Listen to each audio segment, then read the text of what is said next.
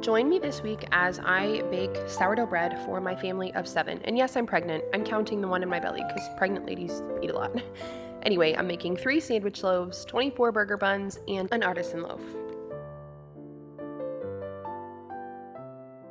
I recorded this video right before daylight savings time, so I was still on my daytime prep and baking schedule. So that's what you're going to see here, but I have since adjusted, and I'll talk a little bit about that later. But regardless, the first thing you need to do for preparing for a day of sourdough baking is feed your starter. Now, depending on the strength of your starter and the temperature in your home, it may take a while for your starter to activate, and it may not. Now, as you can see, I pulled mine out of the fridge. I had had it in the fridge for a few days, so I know it's going to take a while to activate because it's cold. That's why I'm preparing it the night before. That way it has plenty of time and it will be ready in the morning when I want to start baking. So I always feed my starter a little bit of rye flour and a little bit of unbleached all-purpose. That is just what I like, but I've done all kinds of starters. I've done an einkorn starter, I've done an all-rye starter, I've done just all-purpose, and I've had good luck with all of them. It's just, you just have to keep them fed. That is the main thing. Good morning. It is 5:45, almost 6, and you can see that the starter is very active. It's definitely doubled, but I don't think it's peaked yet, so I'm just gonna have my coffee, sit down, relax for a little while, and then we will come back to this and I will get all of my bread going. The sun is out and I'm ready to go here. So I'm going to be making 3 different kinds of doughs today. 2 of them I am going to start this morning, right now, and then 1 I will start tonight and just keep it in the fridge for the week. So there are, let's see, 6, well, there are 7 people in my family. 1 I'm carrying with me here in my belly. But, as my kids grow, we eat a lot more. We go through a lot more bread, and specifically, we go through a lot more of like just the regular sandwich type loaves and also buns, whether it's for breakfast sandwiches on the go or just for burgers or whatever. We just go through a lot of that. Now, I love my artisan bread, but I am mainly the one who likes to eat that. My kids will eat it. It's just not their favorite. So what I'm going to be making in bulk here today, this first thing I'm working on is something that I just started making within the last couple of months, and it's pain de mie. I hope I'm saying that right and not offending all French people out there, but it's basically just a Pullman loaf. So it's a square sandwich bread. It looks like store-bought sandwich bread. So I've been adjusting a recipe that I've used for years and just kind of playing with bake times and temperatures, and I think that I have got it down. I'm also going to do a fun variation, so I'm making 3 loaves of the Pullman loaf today. 2 will just be regular sandwich bread. 1 will be cinnamon raisin swirl bread. So I've got 2 pots going here. I'm just heating up the liquid components for the doughs that I'll be making today. I want everything warm, not hot, just, no higher than 110 Fahrenheit. So the first dough that I'm working on is the pain de mie, the Pullman loaf, and I'm making a triple batch. All of the recipes I'm going to show you are in the description with bake times, exact measurements, and everything. But this pain de mie is a triple batch, like I said, so this is a lot. Now, in that second little Dutch oven, I have a very thick mixture. That is for the burger buns I'm going to be making, and I am making Japanese sourdough, Japanese milk buns, and you start those with a starter of sorts that is equal parts milk, water, and flour, and you just kind of whip that together into a little roux, I guess you could say.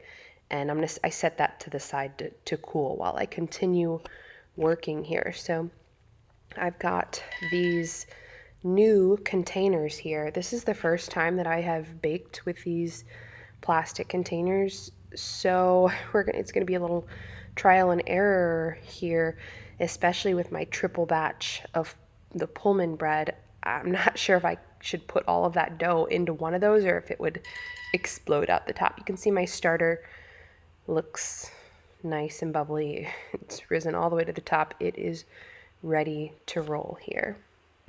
I need a total of 4 cups of starter today, and I will have plenty for that. So first I'm going to measure out 2 cups for my pain de mie and add that to my warm milk and water that I heated over the stove and then poured into my stainless bowl. You know, a lot of people get funny about using stainless or anything with sourdough. I haven't had a problem with it. My dough isn't going to stay in this bowl. I'm just using it for mixing, but I have let sourdough bulk ferment in a stainless bowl, and it just didn't give me a problem. All right, so I added my sourdough into my first bowl. Now, my second 2 cups of sourdough for the burger buns, I'm measuring out now. In that, I'm going to go ahead and just mix in one of the containers. So you can see that I used almost all of my starter, and that's fine. As long as you have scrapings left, you can build it back up. You don't need to retain a lot of starter. You know, just a little bit works through all of the flour and water. Now I'm adding that 2 cups of starter into this plastic container here that has a little water and milk for the Japanese milk buns. Now both of these recipes are so similar. The bread and the buns are so similar. The main difference is the buns have that, milk, water, flour starter that will go into it, and they also have a lot more butter. So they're just a lot softer and more buttery, more like a brioche, but they both have a lot of eggs. So remember, this is a triple batch as I'm adding things here. Now, what you see me spooning in is mayonnaise. I was actually short on eggs, so I make my own mayonnaise and I make it out of oil and eggs. So it's mostly eggs. If I'm ever short an egg, I just do a spoonful of mayonnaise, and it works fine. This worked out just fine. I've done it many, many times. So now I'm just kind of switching back and forth between my dough containers here, adding my ingredients as I go. I really want to get this done as quickly as possible so that I can get these things proofing for the day and just walk away. You're going to see me working in this video, but the hands-on time is actually just not that much. Most of the day, the dough is just sitting and it's proofing. So sourdough seems intimidating because of the timing and everything, but if you get your timing down, then it's not that much hands-on time. So I'm adding sugar and salt to each of my doughs. Now I'm adding butter. I prefer butter over oil. You can use olive oil, you can use avocado oil, something like that. I just really prefer a nice buttery dough. So that is what I use.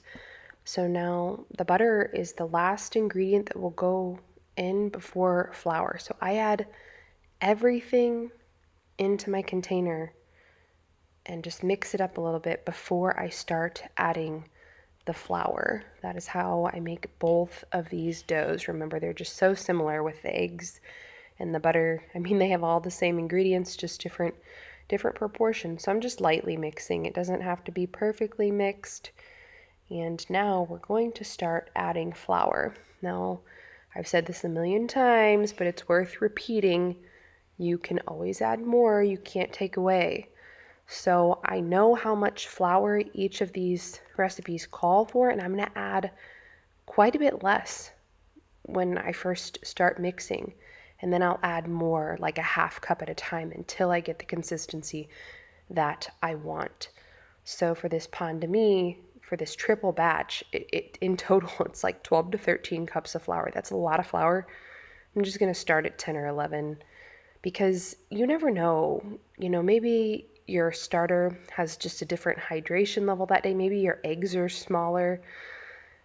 I mean, just the slightest little variables can really change the texture of your dough. And if you just add in the same amount of flour, like the exact amount of flour from the get-go, there's a good chance you could end up with your dough being too stiff. So now that starter that I made for the Japanese milk buns, this is what I'm putting in there now. I set that to the side so it would cool so it's still warm, but remember, you don't want anything hot over 110 Fahrenheit to go in with your starter, because that can kill your starter. And your starter, that's your yeast. That's what leavens your dough. So if you put something really hot in there, you're going to kill your yeast and you will not get a rise. These types of doughs that have eggs and butter, so they lean more toward a brioche type. You really don't want them to be a dry dough anyway. You want them to be wet and sticky, almost hard to handle. And I'm showing you all this process. This is all by hand. I'm doing this manually because I don't have a functioning stand mixer, and I haven't for over a year. My stand mixer broke and I just can't bring myself to buy a new one. I haven't looked that hard into getting it fixed, and this just is what it is. I actually did this for years before I had a stand mixer. I just worked by hand, and that's how people did it for all of time, before electricity, before stand mixers. So don't think that you can't make more like wet dough type, brioche type recipes by hand. You absolutely can make them by hand. It just takes patience, and I'm going to show you one of my tricks, and that's just letting the dough rest. So right now I've added in not quite all of the flour that I'm going to add, but as the dough rests and absorbs flour, the texture is going to change and it's going to get more workable. So I stopped short of the full amounts of flour, and I'm going to let both of those rest for 15-20 minutes, come back and see what the consistency is like. In the meantime, I'm going to show you the finished product of the cinnamon raisin swirl Pain De Mie, because believe it or not, my family still lives here when I'm shooting videos and I have to feed them. Actually, when I have my camera rolling, the reason that I don't talk into the camera is because I don't want my kids to feel like they can't talk or they can't be living life as normal. So I just tell them, you just go about your normal day, talk to me, I'll talk to you.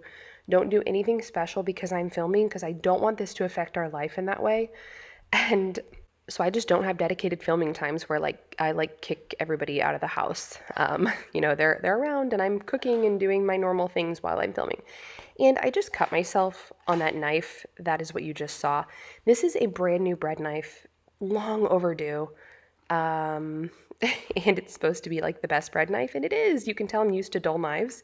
Wow, that just cut like butter. You can see the amazed look in my eyes. You can tell I'm used to dull knives because I just gently pressed my thumb against it to feel the sharpness, and felt right on through my skin.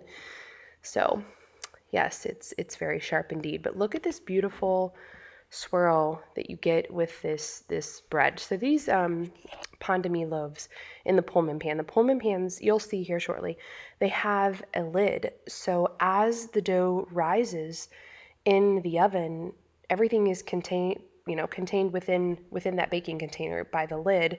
And so you get a tighter crumb, which is perfect for these add-ins, like these swirl breads, because if you've ever baked a swirl bread without a lid, you can get air pockets and it just isn't pretty like this. But this one turned out really, really pretty. So I've got this recipe down pat. I'm very pleased with this. You can see a little line there in the center because I actually stuck my thermometer in to check the temperature. Like I said, I was still working out bake times and everything, but that turned out perfect. So I cut this up, and I'm actually using this for French toast. So this is the first time that I have used the cinnamon raisin swirl bread for French toast. We will see how it turns out and what the verdict is, but I don't know how you could go wrong. It's really hard to go wrong with French toast. In fact, that's one of my favorite uses for bread that doesn't turn out. This bread turned out great. This was perfect. I had finally nailed this recipe. But when bread is less than ideal, don't throw it away unless it's really bad. It's like doughy or gummy or something. Otherwise, don't throw it away. Just make French toast, make bread pudding, French toast casserole. You can make croutons. You can make breadcrumbs. I actually have my Thanksgiving video coming out in a couple weeks. And yes, I've already filmed it because I had a child with a birthday who requested a Thanksgiving meal. But anyway, I used homemade breadcrumbs for my stuffing, and it was perfect. All right, so see, now I came back after letting that dough rest, and I tested it, and the Pain De Mie was fine. I don't want to add anything else to that, so I stopped just short of the amount of flour that my recipe calls for. I did add a little bit more flour to the Japanese milk bun dough because it was still pretty wet, and I mean like too wet to even work with it. You need your dough to be workable. But this one's ready, so I added a little more flour to the other one, set it to the side. Now I'm going to turn the pain de mie dough out and knead it. These are not no knead recipes. I've got videos on sourdough artisan bread, which is no knead, and you can check those out. I will link them up in the corner of this video in cards. But these require kneading, just like your, traditional yeast breads do. So quite a bit of kneading actually for the gluten development and for you to just get a good uniform consistency. So I learned my kneading technique from a mom of, oh gosh, I think she's got 15 children now. And she does make her own bread and pizza doughs and all of her own stuff. So she's pretty efficient at that. I'm just gonna go check on my French toast. Don't want that to burn. And it looks perfect. It looks delicious. I'm very excited to eat this. I'm excited to try this and put it all together on a plate and make it look pretty for you guys. If you've watched my videos, you have seen this cast iron griddle. It doesn't leave my stove, but it's actually not built in. It's a separate piece, and I don't think it's around $30. It's not that expensive for something that I use every day. That's a pretty good deal there. So you can do 8 pieces of French toast on this little griddle. Pretty handy. And that's all I need because this is a weekday and it's just the kids and I. I don't need much more than that. So this was really a very quick breakfast. Now we are in a somewhat of a crisis here because we are out of pork sausage and it's very depressing. I'm not sure if we're gonna make it. I don't know if this has happened to us before. Maybe it has, but it's just one of those things. That's what this video is about. It's about baking bread for a large family, which is something I'm having to learn to do and, adjust things to because our family's growing, we're eating more, and that means food planning is just different. So the amounts of meat that we used to keep in the freezer, it's not cutting it anymore. We need to adjust our plan there because we're running out of things sooner. And actually, that's just been a topic of conversation for my husband and I is like, what's our plan here? Is it going to be more another deep freeze? Is it going to be more butchering times throughout the year? I don't know. But anyway, so this was just a French toast breakfast, but we got our eggs in there in the the egg wash for the French toast, and this bread has eggs, and that just looks delicious. And it was delicious. It was very, very good. I really enjoyed it. The baby enjoyed it. 2 pieces for me, 1 piece for the baby. This would have been a very pretty blog picture, but I didn't take any pictures because I was kind of in a hurry. But it is on my list this week, actually. So the week that you will be watching this video, I'm going to start incorporating blog photography into my filming, which is actually something I love. I've done it in the past and I really love food photography. I'm not the greatest at it, but I'm not horrible at it. And it's just something like any skill that you can practice and get better at. So I use those those bread bags to store these big long loaves, and they work great. I'll show you more later when we finish baking this bulk batch. Right now, what I am doing is weighing my dough.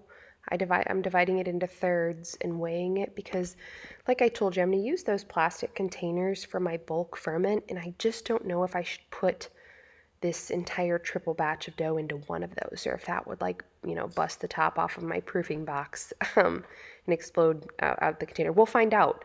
But I think to play it safe, what I'm going to do is use 2 containers. So I'm going to put 2 loaves worth of dough in one, and then I'll put, 1 section in another. So I am weighing these out. When you use a Pullman pan, you do want to be a little more precise with your dough because I have seen pictures of people who put too much dough in a Pullman pan and it did kind of, explode out the sides and top. Even though that lid seals really well, it just wasn't able to hold it in. So I'm putting a little bit of oil into my containers here, and I'm just going to fold each big ball of dough here over on itself and place it in the container to bulk ferment. So see, it's a nice, smooth, consistent dough. It's a little bit sticky.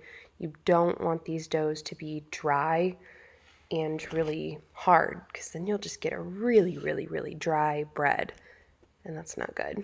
All right, I've got my other ball of dough here. I'm gonna get this one folded, and I can fit 2 of these in my proofer. I will link this, I'll link all this stuff, all of these supplies, but I'll link this proofing box. I use it a ton. You know, for the first few years that I baked sourdough, I didn't have one, and it was just fine. It's just fine, but it's pretty nice to have, especially like today when I'm filming this video. It was a really chilly day, and we hadn't had a really chilly day yet, but that definitely changed things. And in fact, I didn't look at the weather. If I would have known that it was going to be that cold, I probably would have adjusted my entire baking schedule, because you can see I'm going to be baking later into the night, which is just not fun. I don't like doing that, but it's just a weekly baking day. It is what it is. And the good thing is I have stuff that I need to get done tonight anyway, so I can just do my computer stuff and, paying bills, stuff like that, while I am baking my bread later. So this dough right here is the Japanese milk buns, so the burger buns that I'm making. This is a very, very sticky dough, and I want it to stay that way. I kneaded it as well as I could. It's still very sticky. That is a good thing, because it won't be this sticky once the bulk ferment is over. It'll be easier to handle. And I'm going to set this by the fire because I don't have any more room in my proofer. Now I am going to feed my starter because I have one more dough that I'm going to prepare, but I'm not going to prepare it now. I'm going to make it tonight, and that's just an Artisan loaf, and I'll just put that in the fridge and leave it in the fridge for the week. So, that's another great thing about Artisan bread is you don't have to bake it right when you make the dough. It can hang out in your fridge. I've let it set in my fridge accidentally for a little over a week, and it does, start to lose its shape a little bit, but it's still good. All right, we're gonna fast forward until the evening. So like I said, it's getting darker earlier, and I definitely need to adjust my baking schedule. I don't like doing anything in the dark, which is challenging because in the winter it gets dark very early, but I just don't like doing kitchen work in the dark. So you can see that my dough proofed very, very nicely, and I would have had room to do an entire triple batch in one of these containers. Now I know. Like I said, I just didn't want an explosion in my proofing box and to have more of a mess to clean up. But now I'm seeing that I could have done my entire triple batch of pain de mie in one of those containers, and then my burger buns in another, put both of them in my proofing box, and that would have been fine. I wouldn't have had to put my other dough by the fireplace, because the one thing about letting your dough rise by like a wood stove fireplace is it dries it out. You have to make sure to keep the towel on top of it damp. Okay, so what you just saw me do is I divided this dough into half, into two pieces, rolled it out kind of like you're making cinnamon rolls, and now I'm sealing the edges. And this is how you shape a pain de mie loaf. It's very, very different than an artisan loaf shaping, or even just a regular bread pan shaping, where it's more of kind of like a burrito fold. This is very different. It's almost identical to a roll of cinnamon rolls, except you fold the edges over onto themselves like you saw me do. And then you place the dough in your Pullman pan. Now, these Pullman pans are the nice ones. On Amazon, they have all kinds of kind of like knockoff brands, but I did enough research to know to go with the original Pullman pans, the really nice ones, and they're the long ones too. So these are really long loaves, kind of like you saw that cinnamon swirl loaf earlier that I cut into. They're really, really long ones, which is great because if I make 3 of these, then that should last me. I say should last me for the whole week. Well, at least if I don't use bread for other things like breadcrumbs and stuff. But okay, I've got two of my two regular loaves are finished. Now this third loaf, this third Pain De Mie loaf, is going to be my cinnamon raisin swirl loaf. So I am brushing the inside with an egg wash to make sure that the cinnamon sugar mixture sticks. So this is about a half cup of sugar and about a tablespoon of cinnamon. That is what I'm going to use. You can mix it up. You could do, gosh, you could do like a pumpkin spice version. That might be good with maybe like chopped pecans or something. I don't know. You could play with it. There's a lot you could do, and there's a lot I plan on doing. Like I said, I'm maybe three weeks into making this bread, so I'm still trying new things. I've got my cinnamon sugar mixture here. Just going to spread this evenly over my dough, and you can see this really does just look just like cinnamon rolls. So I've never made another bread that, you shape it like this. This is new for me, but it turns out just beautifully when it bakes inside of that Pullman pan, and you've got a really, really tight crumb and everything holds together really well. Now, I've got two children who do not like raisins, but they'll have to just pick them out or get over it and eat them. But I was thinking it would actually be easy to do half and half. I don't, I would just put raisins on half of this and then just leave half of it just cinnamon sugar. So it'd be like a cinnamon swirl bread. But I'm not going to indulge my children that much. They can just pick out the raisins. It'll be just fine. Now, a little difference here in this loaf and just the regular loaves is as I roll it toward me, I'm going to use that egg wash. And my egg wash that I have back there, it's just an egg. That's all it is one egg. So every time I roll forward, I brush the top with the egg wash. And that is really to prevent air pockets from developing. Like I said, if you've baked any type of swirl bread, you know that's just so disappointing when you cut into it and you've got these massive air pockets and it just didn't turn out like you thought. Now I'm going to seal it the same way, just by pulling the edges over and placing it in my Pullman pan. I'm going to put the lid on, and then I'm going to put these back in my proofing box. Now, a little man who is ready for bedtime just walked by and hit my camera. That's why you saw the camera move. So I have 3 of these Pullman pans in my proofing box. I could fit 4 in there. So just FYI. And I do have 4 pans. They come in 2 packs, and I bought 2 packs. So I have 4 pans. But I just decided just to do a triple loaf. I didn't think I needed 4 whole loaves. Now I am going to shape my buns here, and I do use a scale when I'm doing that because I'm actually not that good at eyeballing when it comes to buns. And I've done batches where, I'll have like some that are just huge and some are tiny, but they look the same to me. So I've just started using a scale. It doesn't take that much extra time. Now, this dough for the Japanese milk buns is very sticky. I did not have time to chill it because I wanted to finish this process tonight. But I would recommend chilling this dough for an hour or 2 before you shape because it'll save you time.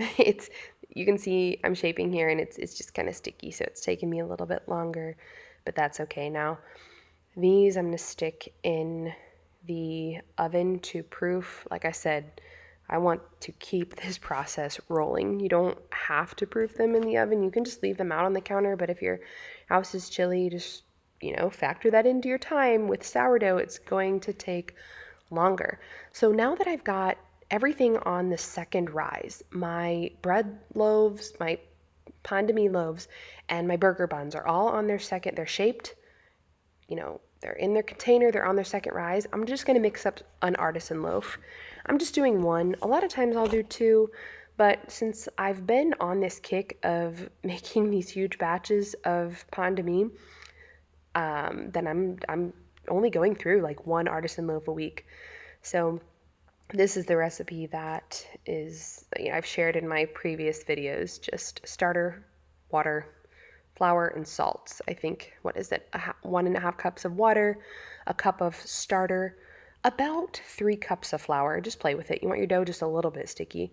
And then I mix all that up, let it rest for 30 minutes, add in a tablespoon of salt, let it rest for another 30 minutes, and then I do my series of stretch and folds. So I do 3 or 4 stretch and folds. Just depends on what I feel like doing, really. I know a lot of people really like coil folding, but I don't know. I learned by doing stretch and folds, and that's just what I do. So you can see my house is cold right now, so my dough isn't super stretchy, but that's okay. I'll just let it sit out and bulk ferment for a long time overnight. It'll be ready to shape in the morning. Now my buns have risen, and I actually brush them, the tops, with milk. I've never done that before, but I'm experimenting a little bit. And you can see the tops are brown, but they don't have that golden brown like you'd get with an egg wash. So I've been doing a lot of experimenting lately just to find out what I really like and try out all my options. And I have found out that I don't care for the milk wash when it comes to bread.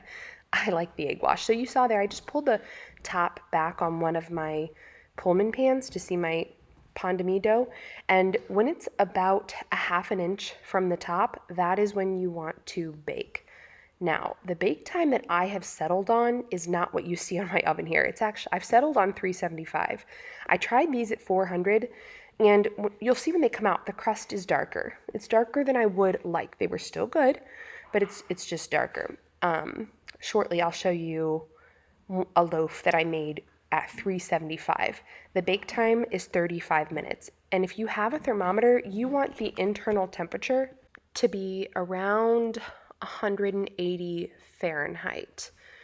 So these, you can see the crust is pretty brown, more brown than I would like. That is what made me decide that I definitely want to stick with what I had been doing before, which was the 375 bake time. I found these long bread bags on Amazon, and I really like these because they're the only things I found that, these long Pullman loaves can fit in. So this is what I am going with to store my bread. And this bread freezes really well. I've been trying a lot of things out in the last 3 weeks since I started making this. And I have frozen loaves and then thawed them out for sandwiches, and that was great. I've also used, I already shared, I use it for stuffing. I made homemade breadcrumbs and used that for stuffing.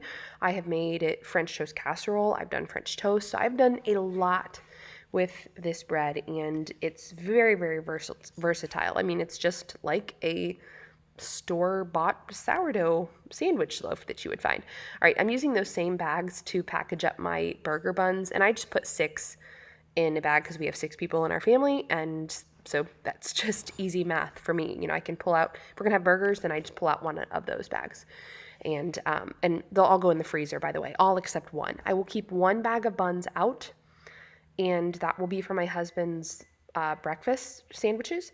The rest will go in the freezer, and then bread does not take long to thaw out, so that I can just pull it out and thaw it out whenever I need it, rather than letting it sit out on the counter and start to become dry and stale. It'll stay fresh in the freezer. Now, this dough that I'm handling right now was the Artisan loaf that I started last night, and I just let it sit on the counter and bulk ferment all night. And you can see my famous burrito fold here. I am not an expert artisan shaper, but you know what? That's fine, because I always get really great oven spring and a really great crumb, and so if it's not broken, then I'm not going to fix it. This is just what I do. So now this is going to go in the basket and covered, and then in the fridge. And then I can bake this anytime this week. I don't need it today because I've still got a few pieces from the Artisan loaf from last week, so I don't want to bake it. I'm just going to put it in the fridge. Okay, now look at this loaf. This was one of the loaves the Pain De Mie loaves that I baked at 375, and that is the temp that you want to go with, and it's just perfect. This is the kind of sourdough bread that your family will actually eat. If you have trouble with getting your kids and your family to like sourdough bread, just make this because it looks like store-bought bread. and it is soft and delicious. All right, well, that wraps up my weekly bread baking day. 3 loaves of sandwich bread, 24 burger buns, and 1 loaf of artisan dough for the fridge. All recipes are in the description. I will see you all next week.